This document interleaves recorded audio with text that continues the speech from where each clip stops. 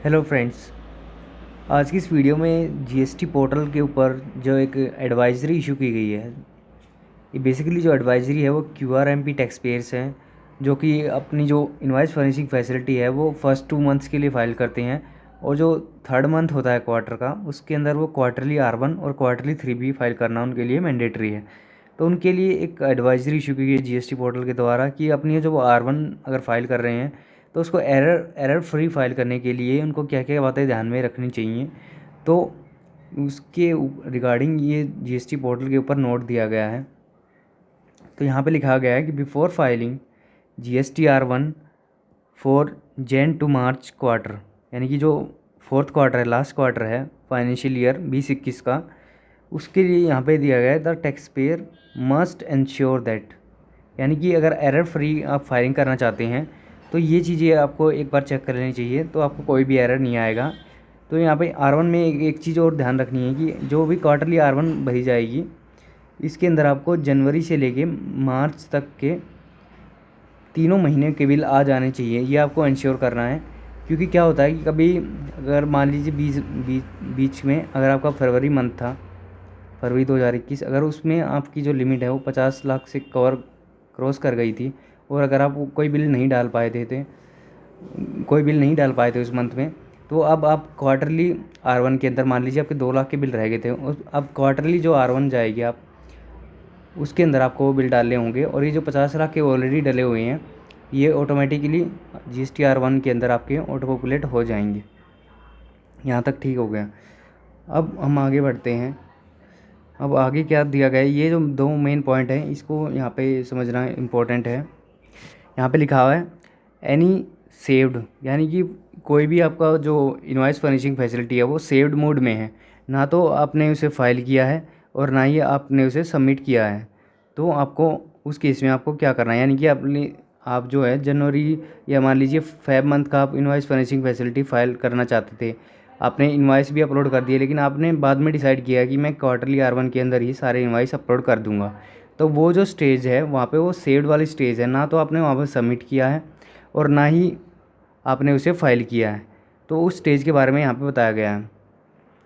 Any saved but not filed और submitted invoice furnishing facility records for the first 2 months, यानी कि invoice furnishing facility पहले 2 महीने के लिए दी गई है। अगर उस केस के अंदर आपकी जो है स्टेटस सेव्ड के अंदर दिखा रहा है इनवॉइस फर्निशिंग फैसिलिटी, यानी कि आपके इनवॉइस अपलोड हुए हैं बस, तो उसके अंदर यहाँ पे क्या करना है, 2 months for the quarter that is the month of Jain और फेब। ठीक है यार, जनवरी या फरवरी दोनों महीने में अगर आपके सेव्ड इनवाइसेस हैं तो उनको आपको पहले डिलीट करना है, deleted using the reset button. जो इनवाइस फर्निशिंग फैसिलिटी के नीचे अगर आप जाएंगे तो वहाँ पे आपको एक रीसेट बटन दिया गया होगा, तो रीसेट बटन पे क्लिक करके आपको जितने भी उसमें फ़िगर डले हुए हैं वो सारे के फिगरों को टेबल के अंदर यहाँ पे 0 0, यहाँ पे 0 0 आपको नील करना है। उसको कोई भी डाटा सेव्ड फॉर्म में नहीं रहना चाहिए अगर आप R1 के लिए प्रोसीड करना चाहते हैं। ठीक है, before filing GST-R1 of Jan to March, जो कि क्वार्टरली आपको फाइल करनी है। The deleted record should be added in GST-R1 for Jan to March quarter, यानी कि जो आपके जो रिकॉर्ड्स सेव्ड फॉर्म में थे उनको अगर आप डिलीट करें, उनको आपको कंपल्सरी डिलीट करना ही करना है, और फिर उनको दोबारा आपको GST-R1 के अंदर फर्निश करना है क्वार्टरली में, क्योंकि वो GST-R1 के अंदर आए नहीं होंगे। तो जो भी सेव्ड फॉर्म में रखे गए हैं इनवाइस फर्निशिंग फैसिलिटी के अंदर रिकॉर्ड्स, उनको डिलीट करके फिर आपको R1 के अंदर उन इनवाइसेस को दोबारा अपलोड करना है। जो पहले की इनवाइस फर्निशिंग फैसिलिटी में अपलोड तो हो गए थे, लेकिन आपने उनको ना तो सबमिट किया था ना आपने फाइल किया था। ठीक है, इतना क्लियर हो गया। After deleting the saved records from the invoice furnishing facility, ठीक है, in future this may not be required as the invoices already saved in any of the months on the quarter may be either deleted और moved to quarterly R1, यानी कि ये जो आपको काम करना है, जो सेव्ड फॉर्म के अंदर जो भी इनवॉइसेस रखे हुए हैं उनको जो डिलीट करना है वो सिर्फ इसी क्वार्टर के लिए करना है। अगले क्वार्टर से GST पोर्टल ऐसी फैसिलिटी इंट्रोड्यूस कर देगा कि जो भी आपके सेव्ड फॉर्म में इनवॉइसेस होंगे या वो तो डिलीट हो जाए, या तो वो डिलीट हो जाएंगे, या फिर आपकी जो क्वार्टरली R1 है उसके अंदर मूव कर दी जाएंगे। आपको दोबारा जो क्वार्टरली आपकी R1 है उसके अंदर अपलोड करने की दोबारा ज़रूरत नहीं पड़ेगी। ठीक है। ये होगा सेव्ड फॉर्म, ये बहुत इंपॉर्टेंट है। अगर आपकी सेव्ड फॉर्म है तो एरर फ्री आप GSTR1 क्वार्टरली फाइल करना चाहते हैं तो उन रिकॉर्ड्स को आपको डिलीट करना है रीसेट बटन के बाद। रीसेट बटन क्लिक करके और फिर आपको GSTR1 में 3 महीने की इनवाइसेस अपलोड करने हैं, और ये होगा सेव्ड फॉर्म। अगर दूसरी स्टेटस की बात कर रहे हैं यहाँ पे, अगर आपने सबमिटेड स्टेज में आपकी इनवाइस फर्निशिंग फैसिलिटी को छोड़ा हुआ है, यानी कि आपने वहाँ पे DSC या फिर जो है OTP डाल के उसको फाइनली सबमिट नहीं किया है, तो उस केस में कैसे करना है आपको ये बताया गया है।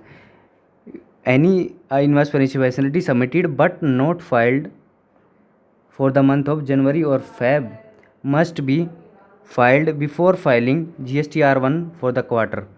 यानी कि जो भी आपकी invoice furnishing facility submitted stage में है उसको आपको पहले फाइल करना है, फिर आपको आगे जो भी है ये इनवाइस फर्निशिंग फैसिलिटी जो सबमिटेड स्टेज में थी उसको फाइल करना है, फिर आपको जो क्वार्टरली R1 है आपकी क्वार्टरली R1 उसको आपको फाइल करना है। So thanks for watching.